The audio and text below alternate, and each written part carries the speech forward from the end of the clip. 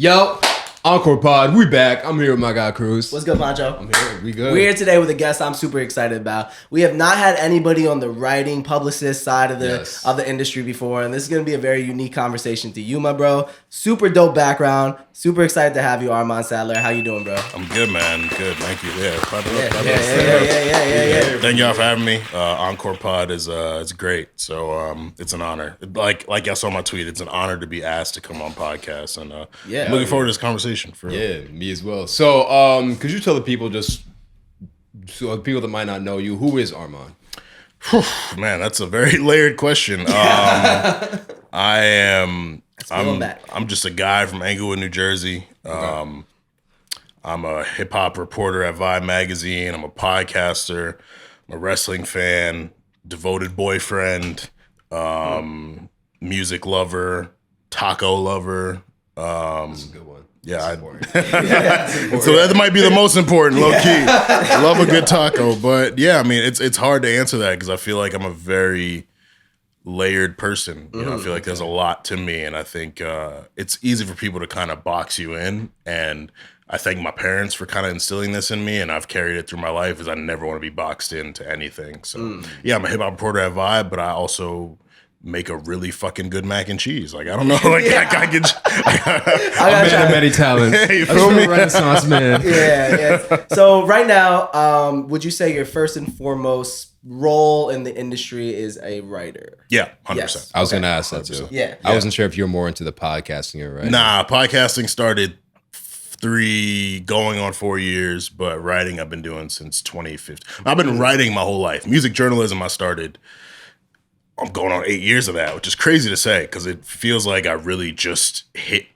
the level that I always knew I could hit, but I've been a journalist for 8 years. Overnight success is 5 to 10 years. Damn. So how did you wind up getting it? Because now you are at Vibe. Yeah. You've been at some other really dope platforms. Yeah. You've worked your way through. How did you get your start as a writer? I didn't plan it. The funniest thing, like when I came into college at Cornell, I wanted to be a sports broadcaster for ESPN, and I applied to ESPN. Holy shit, you got that voice. Thank you. That's one of the best compliments I could ever get. So thank you. But I applied to internships at ESPN back-to-back years, didn't get them. I was like, all right, maybe instead of putting all my eggs in one basket, let me find something else I could do. And again, shout out to my mom. She was like, your cousin is an editor at this place. Like, you should intern there. So I got to intern at a place called musictimes.com/mstarsnews to write my first articles, just kind of get a feel of the whole office journalism setting. And I was like, I kind of fuck with this. This is cool. Like, I've always liked writing, but to put my opinions out to thousands of people and just like get to transcribe interviews or write interview questions, like stuff like that. Like, that was really cool. And so doing that really got the fire within me. Like, all right, maybe not on camera initially because it's hard. You don't just apply to ESPN and become Stephen A. Smith. Like, it takes time to get there. Yeah. So I kind of realized, like, all right, I got to work my way up to the things that I really want to do. You always knew that you wanted to be in front of the camera, but the writing was an easier way in? That was my initial thing, but I think in failing or not getting that when I thought I should get it, I found my true passion, which is storytelling, critique, talking to artists, stuff like that. And I think you need to have those moments where you have one thing in mind and then life or God or whatever you believe in kind of tells you like, nah, you got to go this way. So I found journalism through that. And, I don't want to belabor it, but like like you said, I've written in a bunch of different places. I've had a bunch of different experiences. I've interviewed a bunch of different artists, and I'm where I am now. So yeah, I'm really thankful for not getting those ESPN internships because it helped me to really like lock in and think about, all right, what else can I do? And I was like, I can write well, and I love music. Let me combine those, and that internship really was the catalyst. Yes. Yes. I want to stick it right there in the internship a little bit. Sure. Internships it's a lot of times unpaid internships are the best opportunities that you can possibly have. Yep. They give you an experience to learn with. I'll let you fill in the gap right here. So if I get an internship, what are some ways that I could maximize my time in the internship? I mean, connect with everyone, talk to every single person, network with every single person. If there are events, go to them. If there's opportunities to do more, make yourself available to do more. Like I got in, and that was my first internship, so I probably didn't have that dog in me where I was like, all right, let me do this, let me do that. But I was going to listening parties. I was staying late. I was trying to come in more like when I interned at the Source magazine, actually, 2017. This is one of my favorite things to tell people because they're always like, oh shit. It was supposed to be 3 days a week. I told them, yo, I want to work here, so I'm going to come in 5 days a week. I'm going to be the first one in, and I'm going to be the last one to leave. And I did that, and that was also unpaid. They gave me a stipend at the end of the summer, but I showed them, like, what I really wanted to do, and it also gave me the time to, like, write a bunch. So I ended that summer with, like, 100-something articles, something like that. I don't know. And like, that's out on the Source. Yeah, at the Source magazine. Yeah. That's fine. Like, yeah, you can search my name. There's still a bunch of stuff there. Probably isn't the best writing. I'm much better now than I was. But you have to go above and beyond if you really want to, show people like I'm deserving of this. Like you letting me intern here as opposed to other people, because most places you want to intern is a bunch of people who want to do it. So I really wanted to show them like, yo, yeah, y'all picking me was a good decision. That's fire. Yeah, you've worked for free at a lot of moments in your life, right? Most of my life. Most of your life. I really didn't start getting paid consistently for writing until 2021. I got a couple freelance checks here and there, but I didn't start getting paid consistently for writing until 2021. That was like the turning point of my writing career. Was that with Vibe? No. So I freelanced for, who did I write for in 2021? Billboard, Consequence of Sound, Hip Hop DX, Pitchfork. I was doing a bunch of stuff for Pitchfork. And then at the end of the year, I started writing for DX. And then 2022 was when things kind of went to another level. I wrote for Up Rocks. I got my first Vibe bylines in 2022. What's a byline? A byline is essentially like when you freelance for someone and then you write an article for them, like, and your name is on there, like blank written by Armon Sadler, that's a byline. Gotcha, like you can claim I've written for Vibe, I've written for Up Rocks, I've written for whoever. So it's just like a shorthand way of saying like I published an article for this place. Byline. Gotcha. So when you were working, what was the startup blog that you first started?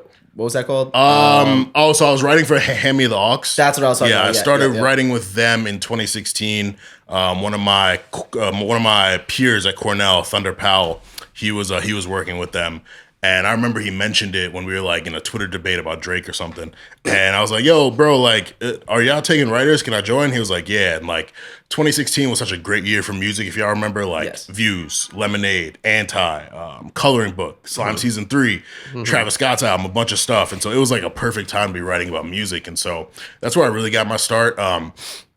And I loved it because I had so much creative freedom there. Yeah. And like, so like Music Time, musictimes.com, Hand Me the Aux, and then The Source, those were the three kind of catalysts. And they were so very different because like Music Times was like established, Hand Me the Aux was a startup, The Source was a legacy brand. So I had three really different experiences that really like helped me to know for sure, like, yeah, this is what I want to do. That makes sense. And that's what I was leading up to. I was going to talk about, like, what are some of the differences from working with a startup and, like, the benefits of that versus working for, like, a more major, quote-unquote, established company? Yeah, so as a startup, you really have the freedom to literally write about, do whatever you want. And, like, that's something that I tell, like, independent artists, because it's kind of similar. Like, when you're an indie artist not signed to someone, you can literally do whatever you want. And it's overwhelming to think about, but it's also, like, you can be so creative. So I got to write about whatever I wanted at Hand Me the Aux, as opposed to when I was at The Source as an intern, I'd be like, hey, can I cover this? They'd be like, no, someone else is getting it. Or can I cover this? No, just don't do it. Like stuff like that. Being told no, or having like a really high level editor who's like really on your ass. Like it was definitely frustrating to an extent, but it ultimately helped me kind of get that early experience to know, like, all right, this is kind of how it's going to be when I'm writing for big places. Like, I'm going to have to deal with editors who may not be the most gentle. And I'm going to have to, and there are going to be people blowing up my email who are sending me shit that like really doesn't even fall within what I cover. Like, there's so much to it. But working for a legacy brand, it's like, it brings you a lot of publicity, a lot of visibility. It's like, oh shit, you write for The Source. Like people kind of take you a little more seriously then. No one really knew Hand Me the Aux. Great work. And they were like founded in Atlanta. So they did great work in Atlanta. No one in Jersey or New York really knew what they were doing. But like they were doing really well locally.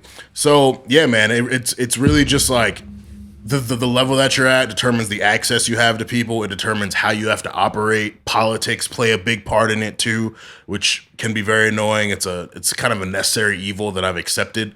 I still don't really I don't really compromise my beliefs or what I do for the sake of politics, though. But it's something that you kind of just have to understand, and it helps you understand how other people move in the music industry as well. That's a big fact. Yeah. That's a big fact. Yo, with these big companies though, like the Sources, the Vibes, the Billboards, like what is like how does a writer even get chosen by them? Like what is it about a writer that would make them choose?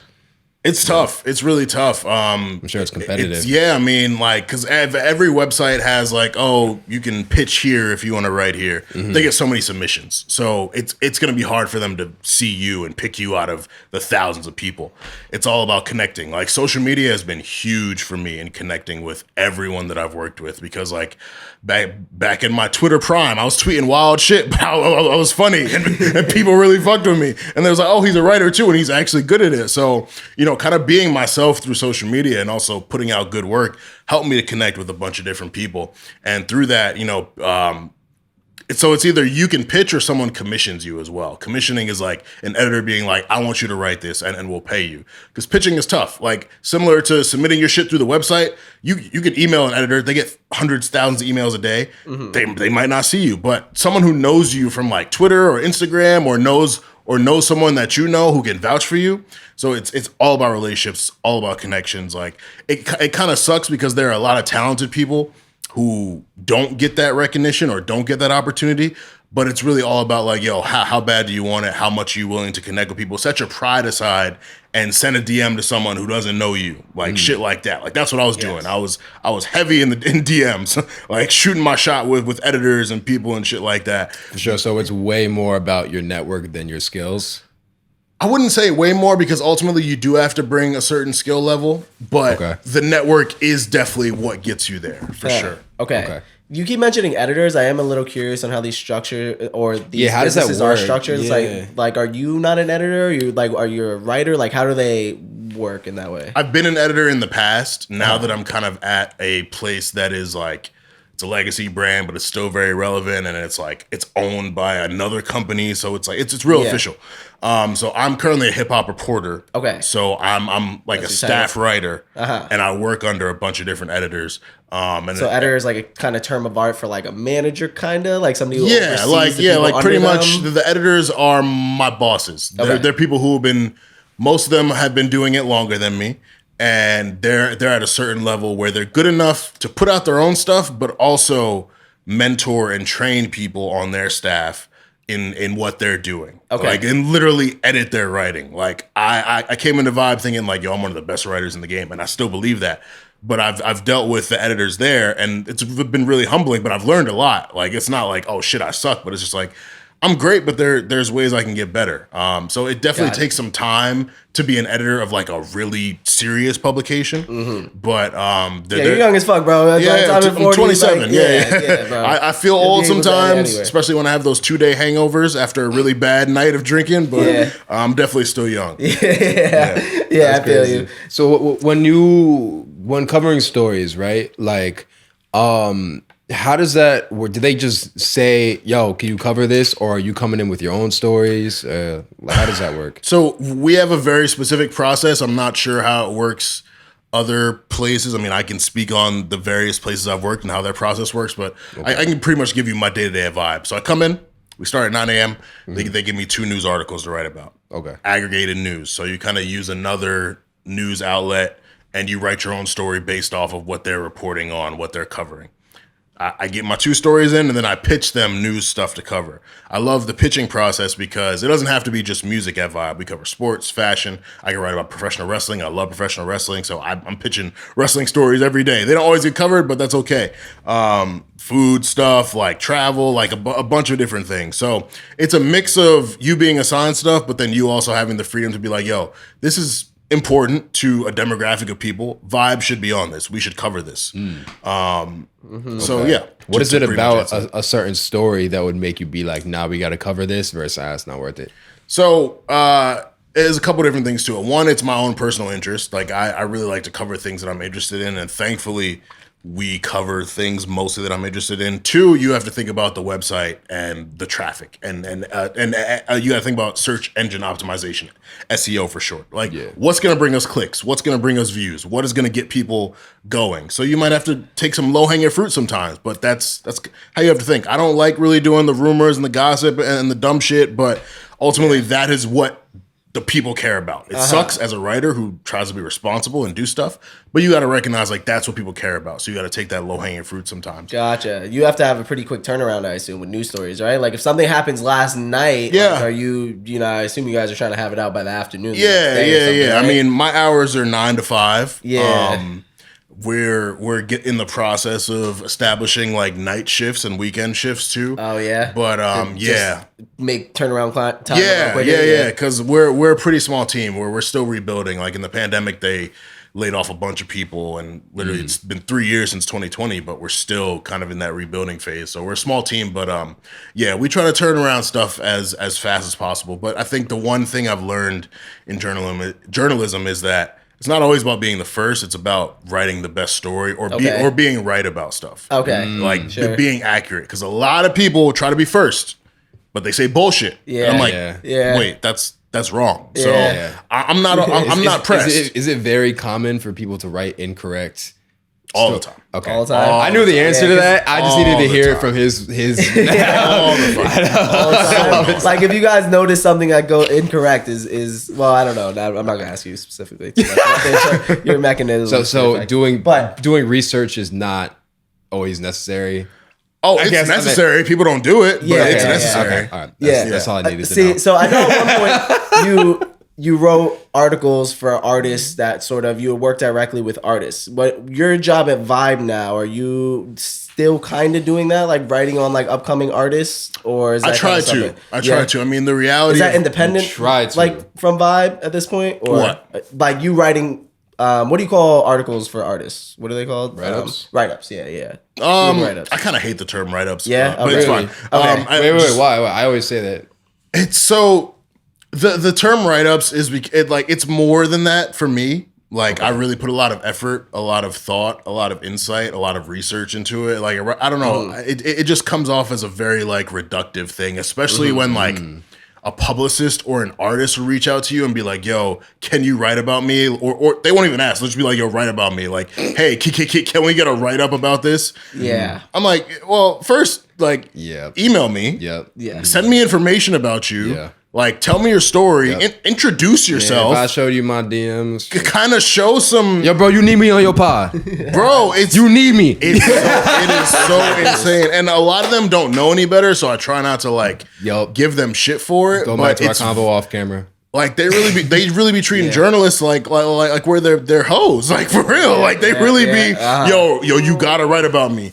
Yo, do this. I'm just like, hold on. First of all. The work I do is very serious. I put a lot of effort, insight. Like I said, like I do a lot. Like I don't want to put myself on a pedestal, but a write-up for me, where I'm working at, is a big deal. So you got to come correct. Email me. Yeah. Tell me about yourself. Send me links. Send me press photos, like all that. And like, again, some of them don't know any better, but it just gets very frustrating. Mm-hmm. To answer your question about Vibe, though, like being that we're a legacy brand, we're going on 30 years this year, we primarily cover mainstream stuff, but I do get opportunities to cover upcoming artists. Like I do a column every Friday. So I get 5 slots to cover new songs, new albums. 3 of those slots are more than likely going to a mainstream artist. And then 2, I try to sneak in someone who's upcoming, kind of bubbling, teetering on the fence. If it's a slow week, then I can get more. If it's a packed week of mainstream artists, sorry. But and when I can't do it for Vibe, that's why I love my pod, is I try to use that to uplift upcoming artists as well. Gotcha. So like, you just said that a lot of artists will reach out to you and try and get, articles written about them. Yeah. What is it about I'm assuming most artists, but I'll just say a person, because you can write about more than just artists. Right. What is it about a person that would make you want to write about them versus turned off to writing about them? It's all about the story, man. I'm big on storytelling. Really? I'm big on like, what's this person about? of course, do I like the music? Do I like the message that they're conveying? That's important. Not everyone has a message sometimes. Like sometimes they just make really good music, and I'll cover some really good music and not know shit about a person. But I prefer when they give me more to like kind of latch onto and craft into my own article. Like that's the most fun thing, is knowing all these aspects of someone and tying it together into an article, rather than just saying, yo, this song is fire. Like that's more important than the artist, like, you know, having a big brand or something like that. I don't really, I mean, of course, at a big website, I have to care about numbers. I've never been a numbers guy. I've always been a quality and a substance person. And I've kind of had to recognize like where I'm at, what I've done, where I've written. I have to take numbers into account, and numbers matter. Like you guys are podcasters, and numbers matter. Numbers matter to me too. Yeah. Like that's just the reality of it. The numbers are never gonna matter, but I never want that to be the only thing that is motivating me to cover someone or something. Okay, makes sense. Yeah. So if I'm an artist upcoming and I want to write up, sorry, for lack of a better term, it's all right. if I'm an artist and I want to write up written about me, Yeah. how should I approach that? I was gonna ask that too. 1 second. So, what term should I use instead of write up, or I guess just article? call it an article. Yeah. Okay. An article. Got you. Yeah. It feels more more official. For sure. Okay. But my email is not hard to find. It's fascinating how many people don't find. Literally, if you go on Vibe, you click my name, it shows a Twitter icon and it shows a little @ symbol. You click the @ symbol, it'll take you immediately to whatever email app you use. My email is so hard to find, and people still DM me. They reach out to me in very unique ways. Like the people who find me on LinkedIn and reach out there, I admire it. I do admire it because it's different. I don't check my LinkedIn as often as I should maybe, but like the people who do reach out there, I admire that. But find my email. One, introduce yourself.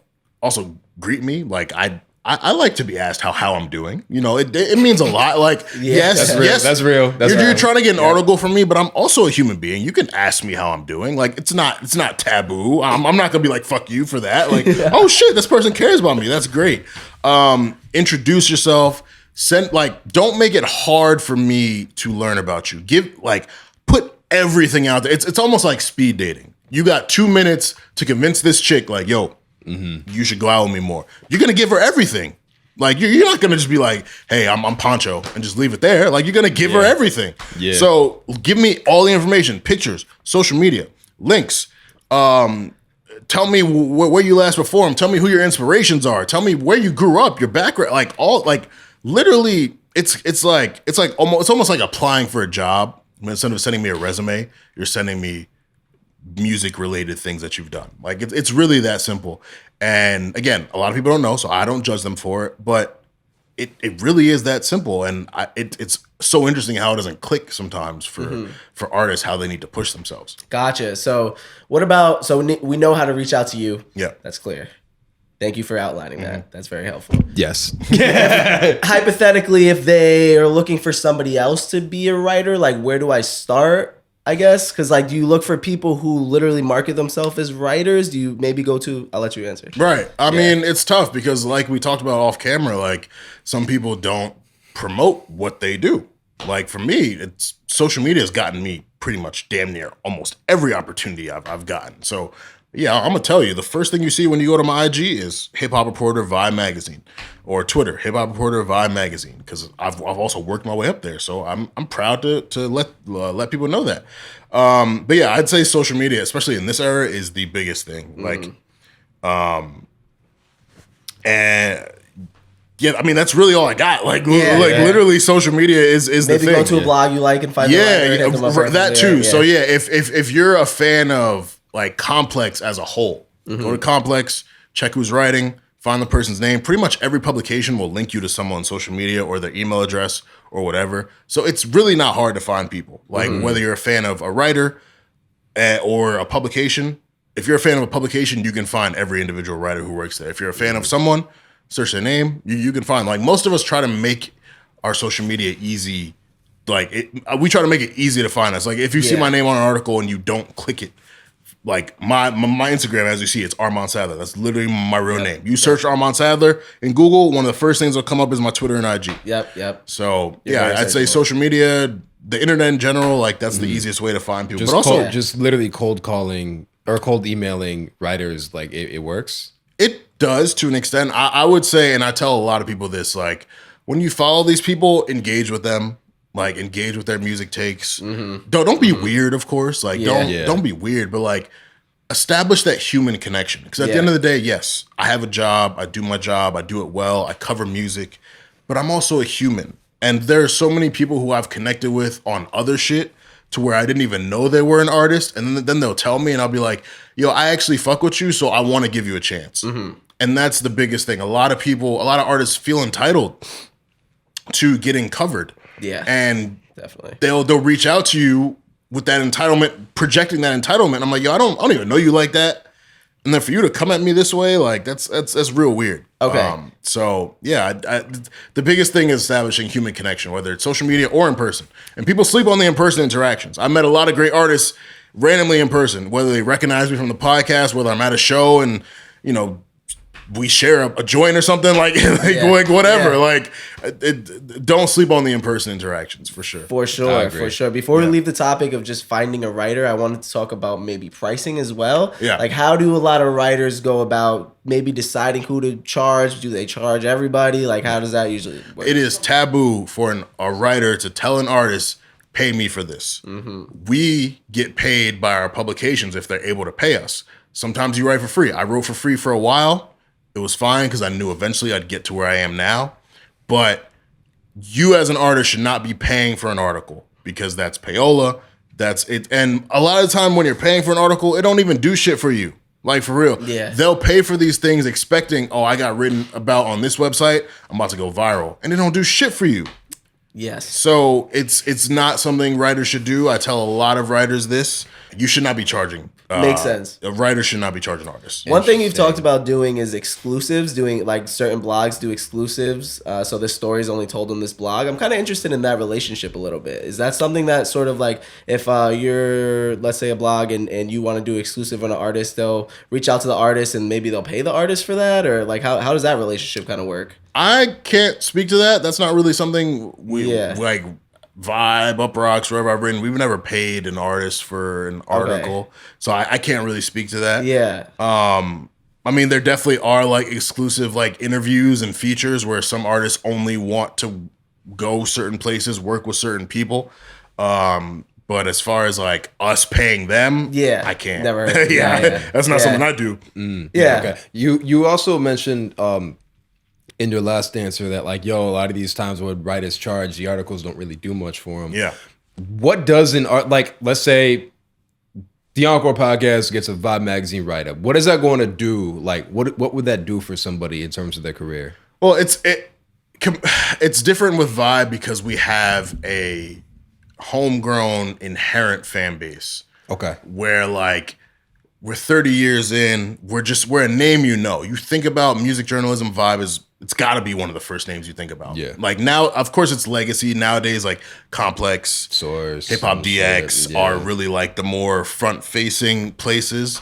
But like, you get a Vibe article, even if the tweet about your song only does like 20 retweets, we have such a built-in long-running fan base that your article might get 10,000 clicks, meaning like half of those people might go listen. Maybe a quarter of those people might go listen. So it really depends on the website and how well they've kind of built up a organic fan base to where it's not just social media retweets. A lot of people who retweet and like shit don't actually engage with it.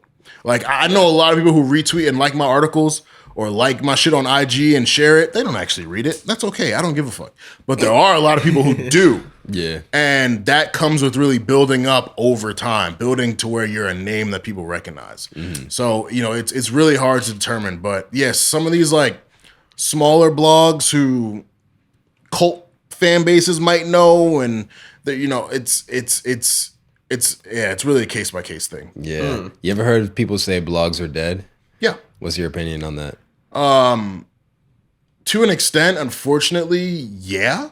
Really? Yeah, I mean, these days, it's a lot of people posturing as journalists who aren't journalists, whether they're talking about shit through their Twitch streams or through their Twitter pages themselves. And it's also a very video-based game today. A lot of digital content run shit. That's really why I started the podcast, is because a lot of people don't necessarily read these days. You recognize that the blog route was declining, so not even that it was declining, just having another avenue to get my insight, my opinions off, and build up my brand. Because also, like, for a long time, and somewhat still now, I was writing like really long form content, like essays.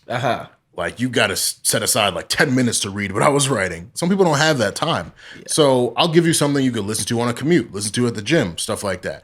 And so blogs are dying, if not dead. Thankfully, where I work is not dead, but also I'm not dead. Like, I'm like all humility, all like, I don't want to put myself on a pedestal, but I'm very good at what I do. Wherever I go, I bring eyes to it. So Vibe could die tomorrow. I'll find somewhere else to write, and people are going to follow me there because of the quality of work I put in. And I think that's one benefit to the era that we're in, is individuals can rise up and establish their brands apart from you can write for Complex, but also be yourself. Like, people don't know you just for Complex. You can really establish your own brand through social media and TikTok and all this other shit. So it's a beautiful that's thing. Major. Yeah, man. For sure. There's a lot of flexibility, a lot of avenues to really push yourself. Yeah. Since we're on the topic of your podcast, I want to talk about that a little bit. Is there? Yeah. So what do you feel is the hole in the market that you wanted to fill with your show? Similar to my writing, man. I felt like there's a lot of podcasts out here where people literally just get a microphone, get a camera, and just talk. And a lot of them get off on trashing shit. A lot of negativity, a lot of, this is top 5, this is fire, this is trash, but there's no depth to it. And my best friend / line brother / former co-host, currently my executive producer, Nick Early, shout out to him.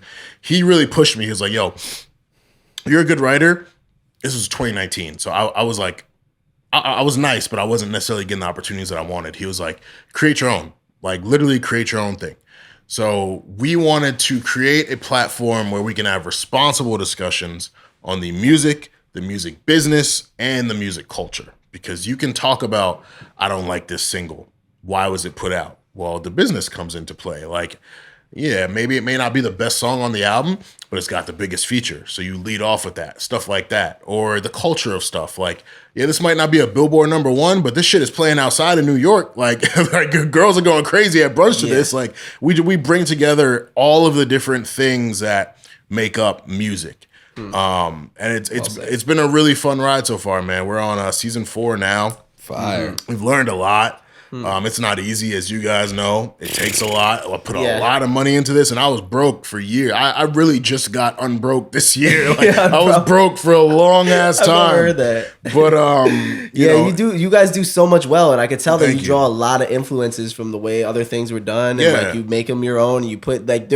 you are very calculated. I watched a couple episodes of your pod last night, and you're very calculated with your introductions, the way you make your team a part of it, with your sponsorships, all things like that. I think you do an amazing job with it for sure. Yeah, I mean, we're at the end of the day, when you really take this shit seriously and you're not just sitting behind mics and just putting bullshit out, it requires that. You have to make your guest feel important. You have to find ways to make money, find ways to reach people on TikTok and IG and Twitter and YouTube shorts and all that shit. Like, that's the work you have to do. You guys know. You guys do it really well. Like, honestly, when I first followed y'all and saw y'all following, I was like, yo, what are we doing wrong? Like, but it's not even like, don't say that. It's not even like no hating shit or anything. It's just like, that is dope. Because like, you watch the content and it's actually good. So it's like, it's a regular, you have to regularly assess what you're doing. That's true. Don't ever rest on your laurels. Don't get complacent. Don't get comfortable, because again, there are a lot of people out here making podcasts, and sadly,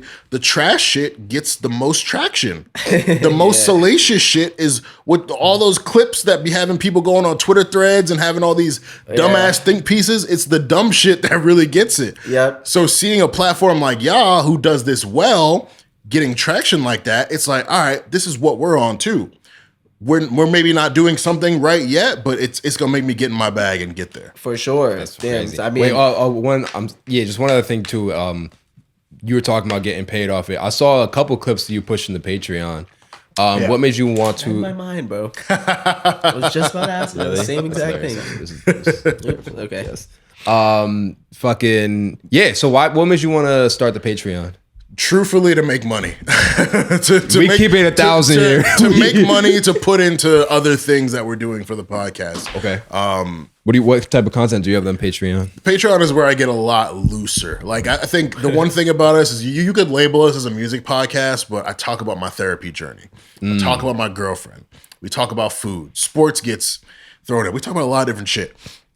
On Patreon, it's really like unfiltered. Like, I talked about my first time taking Tesla, taking ecstasy. Like, I talked about that on Patreon. Like, I'll talk about whatever. I don't like it's just fun, and like, you know, it's you ultimately you want to make people feel like the $10 they're giving you per month is worth it. So I give them all of me, and I really try to put all of myself into the public free stuff. But on the Patreon, I feel like it's a lot. Like, you have to pay to hear this type of stuff, and all the money that we get goes into paying for the studio. It's gonna go into the merch that we drop, the events that we have. We had one event 2 years ago. It was great. We want to have more events. I want to get in person with people. So it's all to pour back into the people who support us. Okay. Gotcha. Do you, in your opinion, do you think Patreon is, two-part question, worth the effort for you and worth the effort for most creators? Yeah. Yes, Absolutely. yes? Absolutely. It's they have everything that you need. You can upload video, you can make polls, you can get merch directly from Patreon. Like, Patreon will help you create merch and stuff. Integrated with Shopify. I believe so. I believe so. But it's absolutely worth it. Like, if you want to find a way, an easy way to make money, because everything is built in, make a Patreon. Interesting. Absolutely. I would absolutely advocate for it. Interesting. What are some of the ways that you funnel your audience into Patreon? I've noticed a couple things. Yeah, so saying he's going to drop a fucking song. We haven't gotten there yet, so I haven't recorded yet. It's been humbling. I'm not gonna lie. That's been the most humbling thing about starting our Patreon. Is like, that's really how you determine what type of following you have. Yeah, is who is willing to pay monthly for this. We do a good amount of plays per week, per episode.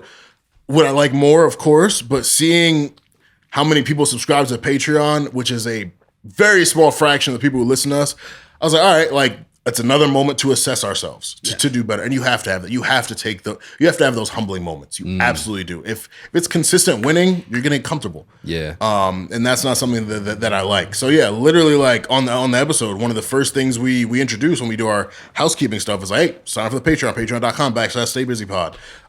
We'll do like segments for Patreon within the episode, and then we'll take them out of the free episode, and we'll put a graphic. If you watch video, be like, oh, if you want to see this, go to the Patreon, stuff like that. I saw that and I loved it. I love that idea. Yeah, for sure. Yeah.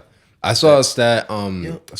Sorry, I was just thinking with Kid Works. I mean, Kid Works, there's so many things that he gets into, and maybe we could incorporate something like that into our. Oh yeah, I'm not. Yeah, no. We've shot many episodes, and we're like, that's not going out. That's not even. Patreon can't even see that. Shout out, Kid. I saw a stat. Someone who I think it was involved in Patreon in some way, shape, or form. They're like, on YouTube, every 1,000 subs you get should equate to one Patreon subscriber. So like a channel with 100,000 subs might only have 100 patrons. Yeah. So it's a tough game. It is. I have not done it. I can't speak from experience, but a lot of people have said it's worth it, but it is a tough game. Yeah, I mean, a lot of people don't really want to put money up.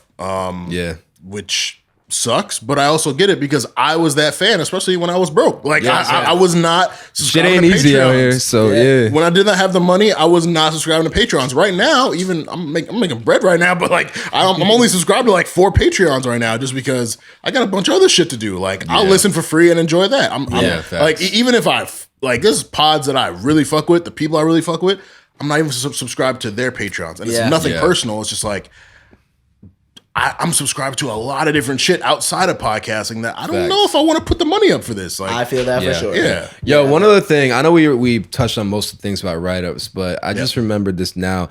A lot of artists will try and get write-ups for the articles. For the, That's okay. I appreciate it. For the sole reason of getting verified. Yeah. Have you seen that? Yeah, man. A lot of the whole blue check thing is so fascinating. I just got mine in September when I started at Vibe. Good shit. It's something that I definitely wanted for years, and people have this very misguided perspective of how you get it. People think if they're just funny on Twitter, they get a blue check. Like, no, you have to do something. You have to be like a reputable figure in some way to get a blue check. And unfortunately, it does bring you a certain level of social status. Like, there are people in my life, like people who I know personally, who do not support shit. I don't take it personally, but now I'm verified. They see who I'm talking to.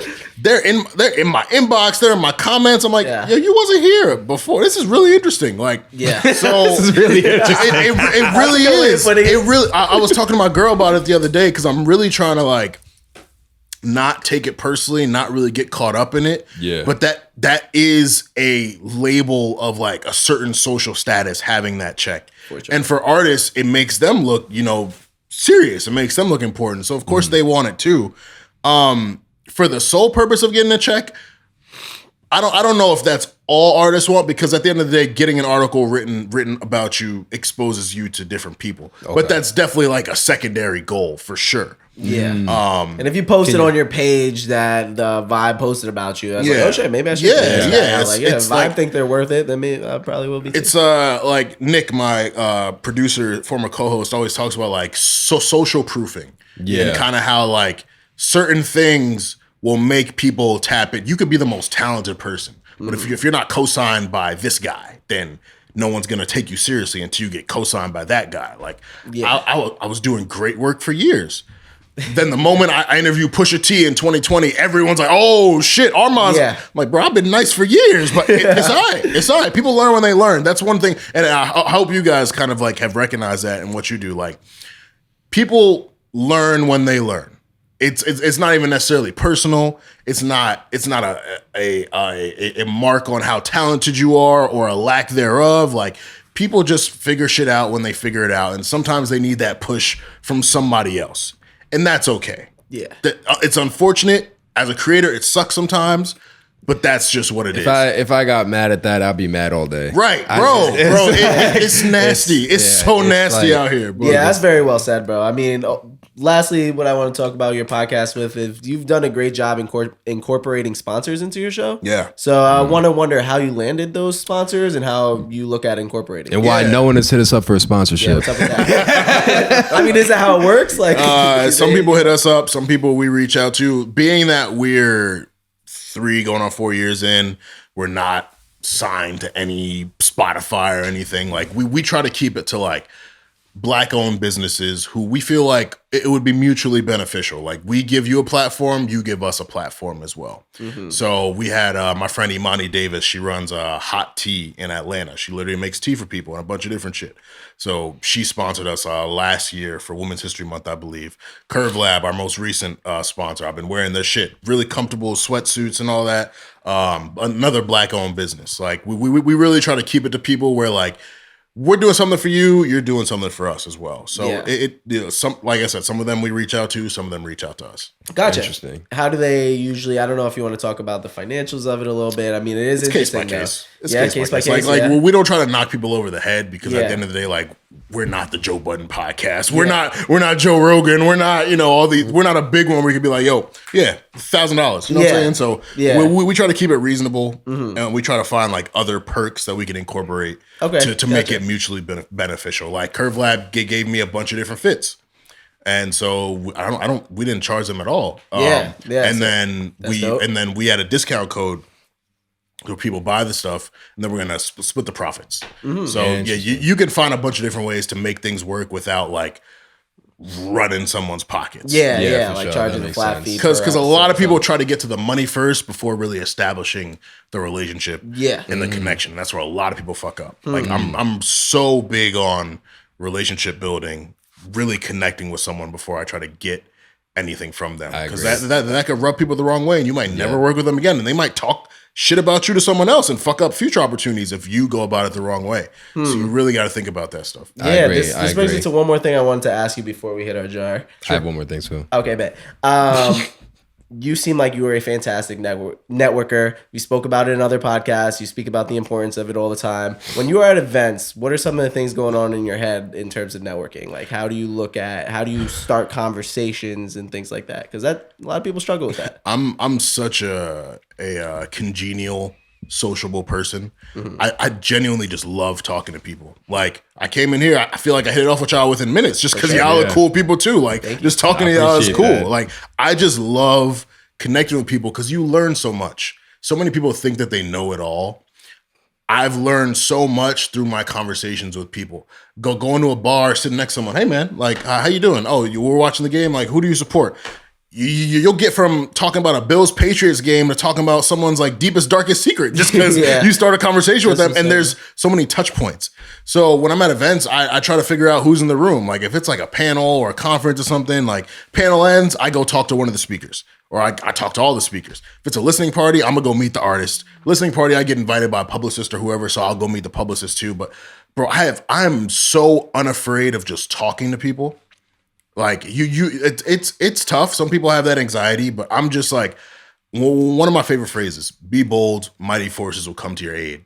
If you do some shit boldly, you just go walk up to someone and talk to them, chances are you're going to get something out of that, whether it's knowledge, whether it's opportunity, whatever. Just literally like, don't be afraid. And also if you're in these places, there's always something you can give and get out of it. I'm always about adding value to situations, places that I go into. So me talking to someone at an event, they might manage an artist who I can cover. And then they might also know an editor who I can connect with and write for if I wasn't exclusive to Vibe right now, because I only write for Vibe. But if I was freelancing, like they might know someone who could help me out. So but you'll never know if you don't talk. That is one of the greatest abilities for human beings, is being able to talk to people and get something from those opportunities. So bro, I'm so unafraid of talking to whoever. I've pulled up on so many people and gotten so much out of it, whether it's knowledge or opportunities. Beautiful. Yeah. Hell yeah. I actually have two more things. Just on a practical tip. At least I'll say every other day someone asks me, yo, how do I start a pod? What do I need to start a pod? How did you learn the skill of podcasting? Not the speaking, but all the technical stuff. Yeah, I'm still learning, man. It Really? was not easy. And I think the great thing is I was a fan of podcasts for about a year before I started my own. Like I was a big Joe Budden podcast fan. I don't really listen anymore. But I was a big Joe Budden podcast fan. Yeah, since the day. Yeah, truthfully, really ever since Rory and Maul left, like it's changed for me. It's just the day. It's changed for me. Is that what it's known as? Yeah. Honestly, yeah. And it's so many people say, yo, like the Rory and Maul podcast is cool. The Joe Budden podcast now it's cool, but they were gold when they were together. Yeah, they were golden when they were together. Yeah. But I would listen. I was a listener first. I was a fan first, and I would hear different things, see certain things, kind of incorporate that into myself. But even just learning the content, that's like the minimum, because you have to find a studio, book the studio. The studio might not edit the shit for you, so you got to find someone to edit the audio for you. If you're doing video stuff, you got to find a video editor. Like, you don't do any of the technical stuff. You hire other people. I've got a team now, thankfully. Kieran, I want to give a special shout out to Kieran Hurley. So Kieran and I went to Cornell together. Okay. We met freshman year. We used to play basketball together. We went to a couple parties. We were never like super close, but we were cool. Like when I would see him, I'll dap him up. I'll see him around. But we were cool. We weren't like friends. I wouldn't say we were friends. We started the pod 2019. He reached out to us in 2020. We were looking for a VP of finance and a VP of administration, someone to essentially help us book stuff and emails and all that, and then handle our money. He applied. He was really one of the only people to apply, and he was right. He was solid though. Humbling, humbling moments. But we're also new, so we didn't expect applications to be flooding in. Yeah. But I talked to him. I was like, yo, he could honestly do both. And then he took it to the next level. He learned how to edit video. He learned Photoshop. He learned he runs our social media. Kieran is the backbone of Stay Busy. Wow. Stay Busy would not be going anywhere if not for Kieran. That's amazing. And Kieran and I, we have our moments, some little tense conflicts, all in the spirit of like the betterment of the pod. But Kieran does everything for us. And I'm really thankful for him, and he's learned it. He loves the shit. He contributes content ideas for us. Like I really expected him to come in and kind of just handle all the back end and the technical stuff, but he comes in with like really dope creative ideas too. So like I listen to him. Sometimes I even feel like, yo, bro, you like this is my thing. Like you do what you got to do. But like, but no, he's amazing because he's a hip hop fan. He's tapped into a lot of different platforms as well. So like he brings his own fan level of knowledge and interaction. And so I mean, really having a team is the key. Like if I had to do all this by myself, Stay Busy would not be going on right now. Yeah. So I've got a team of people who create our graphics, edit our video, do our clips, book the studio, pay for the studio, and then I pay them. Like all that shit. Like it's it's taken a while for us to really become a well-oiled machine.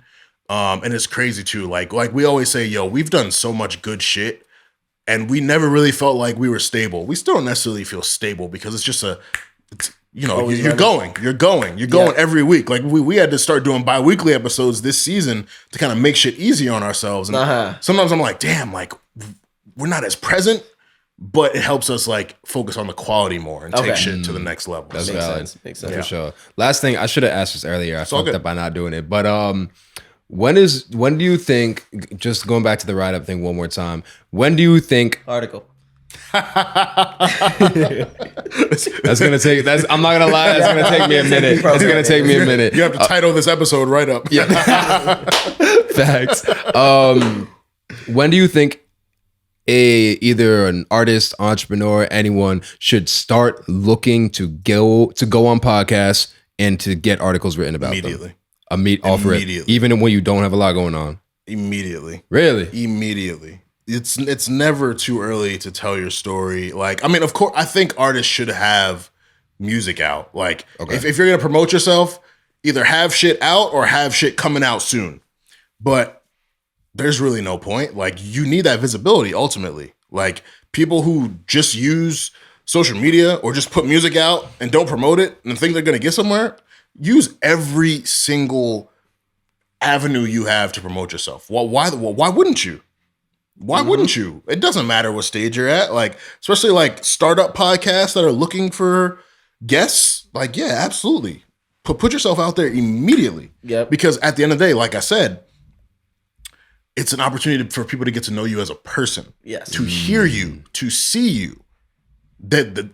Like me, some people, I give their music a chance because I fuck with them as a person. Mm-hmm. That's what this whole human being thing is about. We connect with people. Like, yeah, I might write dope articles. You might really fuck with my articles, but you get to know me. I'm also a really great fucking person. Yep. So I think if you believe that you're a great person, put that out there and then use that to also be like, hey, by the way, I also do music. For sure. And it makes sense. I mean, especially when it comes to being on camera, because that takes something that's a skill that takes some real time to develop. Yeah, so it's tough. You know, imagine your first time doing an interview on the Breakfast Club. Yeah. Bro. They would wreck that you. would be crazy, bro. Yeah, like for me, we were on Avi's pod. Shout out Avi's pod. You know, he's doing a little something and it was dope. It's an up and coming podcast. It was my first time being on the guest seat. And I was getting, even though I do this every week, I was nervous as fuck. Yeah. I was like, oh shit, like imagine this. I can't imagine if it was my first time and I did it on a huge platform. Yeah, so $1 million with a kid, you had Gillian Wallow screaming at you. Yeah, bro. It's interesting. So it takes practice. But for sure. Hey. Yeah. All right, you ready? Yep. Let's do it. So we got our jar of deep ass questions, all things related to life, the music industry, and everything in between. Deep ass questions. We could do or creative. Should I say music or creative industry? We're interviewing a lot more people that aren't artists. Yeah. So entertainment. I don't know. We'll figure this shit out. You know, in the last like 3 episodes, we said we'll figure it out. Yeah, I know. We've been saying that since we first started. It's part of our storytelling of the brand. You didn't tell them when you'll figure it out, so you're good. Exactly. It's all in progress. I think that was my best one until I said, "Wait, that was great, Cruz. That was great. God damn it! All right, you ready? Yes, sir. What was your biggest financial mistake in your career? Oh Jesus, man. I had so in 2018 when I first graduated, I graduated college 2017, graduated from Cornell. Okay. 2018, I took a job as an IT recruiter. Most money I ever made. I was making like $40K a year. Hated the job though. I was making cold calls all day, helping other people get jobs. And I didn't necessarily realize, I didn't save my money at all. I was working in New York City. I was making real money. I was at happy hours. I was traveling. I was doing all this shit. And I mean, I don't regret it because at the end of the day, I didn't like the job and now I'm making bread doing what I love. Mm-hmm. But back then, I really wish I saved instead of like just trying to live this fast New York City life. Like I was a Wall Street investment banker. I was not. I was a fucking headhunter. Right that is me right now. I'm not gonna lie. I'm wasting all my loans. No, he's terrible. It's real. I'm still there. I'm still there. Thankfully, I make big enough checks where I can make bad decisions and still be okay. Yeah, that's great. That's great. Yeah. So, what kind of people do you want to keep on your team? Man, stay away from.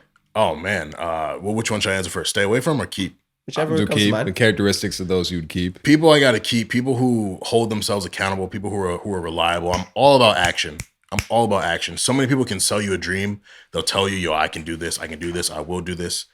But then they don't do anything. So people who hold themselves accountable, people who are reliable, people who are innovative, people who are self-starters, like people who take initiative for things.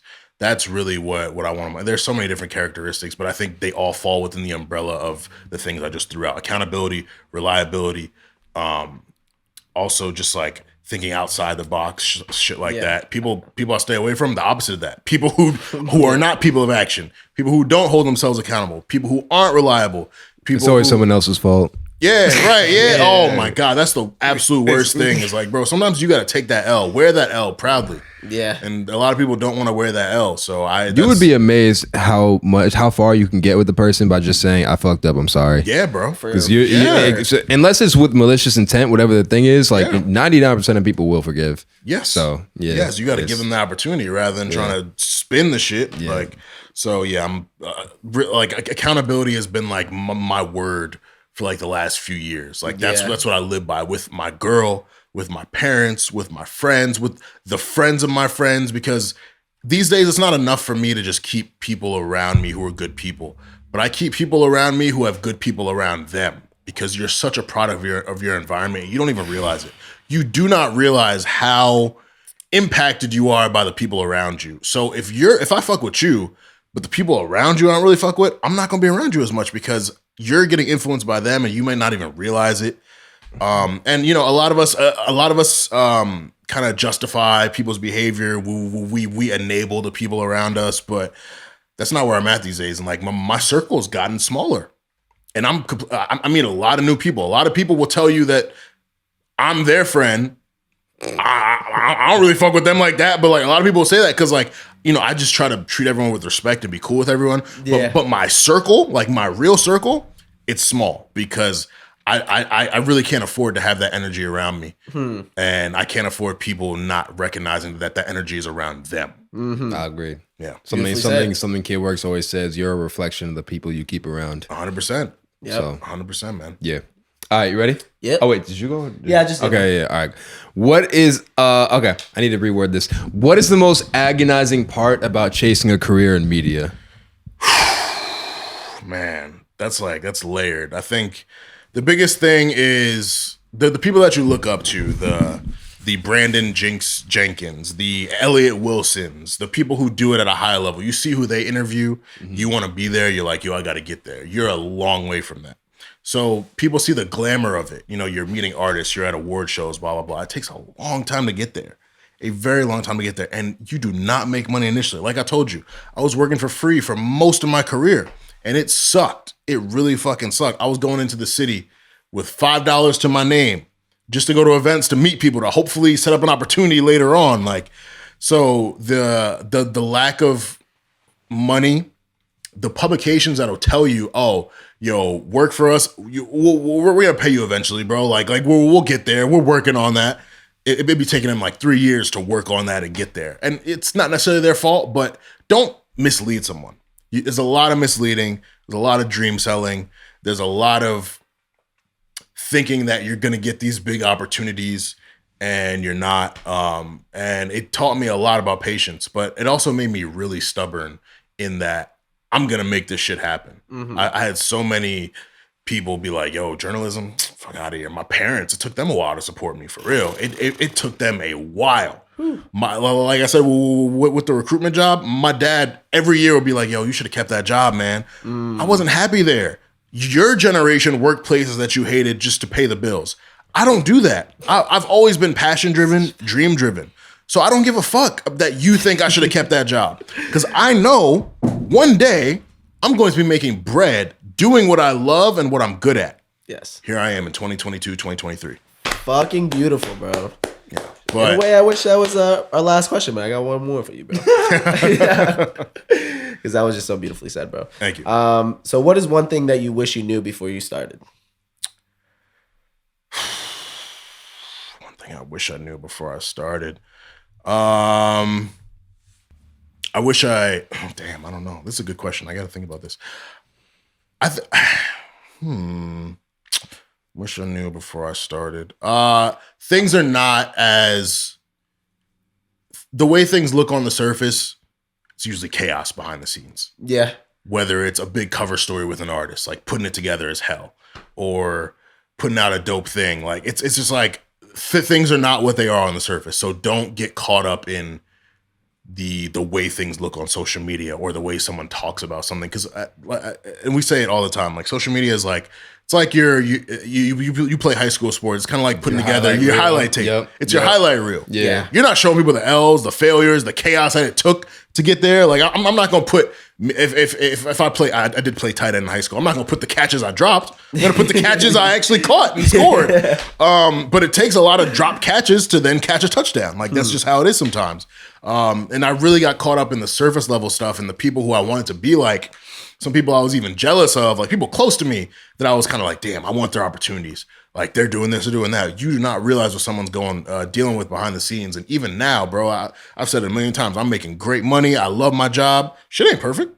It's absolutely not perfect for me. I'm sure people think it is because of what I put out. But that's why I also go out of my way to like be vulnerable and be real with people and let them know like, yo, like shit ain't perfect for me. Mm-hmm. Like this shit happened. I lost in 2K the other day, like shit like that. Yeah. Like you got like I'm also an open book. People have called me an oversharer, and I kind of hate the concept of oversharing because you're comfortable telling people what you want to tell, and it's not up to someone else to determine what your boundaries should be. If you want to tell people everything about yourself, you can. If you don't want to tell them nothing, that's fine too. But you don't determine what I share. So yeah, I think it's really just not letting the surface level stuff create your entire perspective of what someone is, what they do, and how things are going for them. For sure. Amazing answers tonight, bro. Thank you. This is one of my favorites for sure. I love this one, bro. Thank you. I Yeah, appreciate thank you so much for joining us. Yeah, I appreciate the work y'all are doing, man. Y'all are great. Like I said, like I really like, I was going through the clips, I was going through everything. I was like, yo, this is inspiring stuff. You guys didn't start you guys been doing this what, like a couple years? We started this pod in November 2021. All right, yeah. So Yeah. you guys. But no, I did pods on my personal YouTube channel from May of 2020 till January 2021. Then we started this in November. So overall, for me, it's been like 2.5 years, 2 to 2.5 years. I mean, still, bro, like 2.5 years, like doing what y'all are doing, getting the people that you've had, the following you have, like it's not to be taken lightly. So like really keep it up. Like this is one of the best interviews I've done. Like the amount of research you did, the amount of insightful questions you had, like it's a pleasure. Like this is my craft. I talk to people for a living. I study, almost stalk people for a living to figure shit out about them. And you know, the stuff that y'all brought up was great. So I really enjoyed this. Thank y'all for having me. Thank you. Could you tell the people where to find you on social media? Yeah, man. It's like my name, Armon Sadler. The word arm, the word on put together. Sad. And then Ler, L-E-R, Armon Sadler on Twitter, Instagram. I think my TikTok is Armon D. Sadler. I'm trying to get my actual name because it's a long story. I'm not going to get into it, but Armon Sadler on everything. If you want to follow the podcast at Stay Busy Pod on Twitter and IG. I have a wrestling podcast too at Rewriters RNC. If you want to follow the entire network, it's The A Show RNC. I think I promoted everything that I do. Yeah. And shout out to y'all. Thank y'all. If you follow me, feel free to send a message. Yes, sir. Yeah. Yo. Thank you, bro. Encore Pod. I know you learned something, especially if you in the music industry or media game. I know you learned something. I know you enjoyed it. So please subscribe, tap in with us. One more time, tap in with him. Lots more dope things on the way. So Yes, sir. yeah. Yeah. That's it. We out of here. Awesome. Bow.